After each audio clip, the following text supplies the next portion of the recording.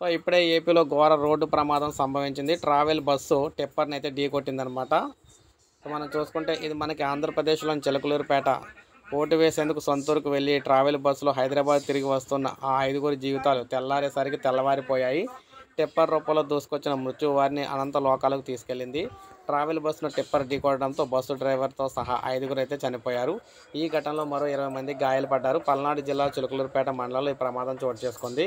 వివరాల్లోకి వెళ్తే మనకి నిన్న రాత్రి ప్రైవేట్ ట్రావెల్ బస్సు అయిన అరవింద ట్రావెల్స్ బస్సు బాపట్ల జిల్లా చినగంజాం నుంచి పర్చూరు చిలకలూరుపేట మీదుగా హైదరాబాద్కు 40 మంది ప్రయాణికులతో బయలుదేరింది. బస్సులో చినగంజాం గుణసపూడి నీలాయపాలెం వారు ఎక్కువగా ఉన్నారన్నమాట.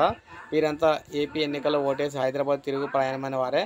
అర్ధరాత్రి 1:30 గంటల సమీపంలో బస్సు చిలకలూరుపేట మండలం ఉన్నట్ట అన్నంబట్లవారి పాలెం పసుమర్రు గ్రామాల మధ్య నుంచి ఈ ఊరి వారి పాలెంకు చేరుకోగానే ఎదురుగా కంకర రోడ్డుతో వేగంగా దూసుకొచ్చిన టిప్పర్ ఢీకొట్టిందనమాట. దీంతో క్షణాల్లోనే ఘోర ప్రమాదం జరిగింది. డ్రైవర్ సహా 5గురు బస్సులోనే చనిపోయారు. స్థానికులు వెంటనే పోలీసులకు 108కి సమాచారం ఇచ్చారు. వెంటనే ఘటనా స్థలానికి చేరుకున్న పోలీసులు అగ్నిమాపక సిబ్బంది అన్నీ కూడా చేయడం జరిగింది. ఏదేమైనా మొత్తంగా చనిపోవడం అయితే జరిగింది. ఈ విధంగా ఘోర ప్రమాదం సంభవించిందనమాట. లైక్ చేయండి, సబ్స్క్రైబ్ చేసుకోండి, మన ఛానల్ సబ్స్క్రైబ్ చేసుకోండి.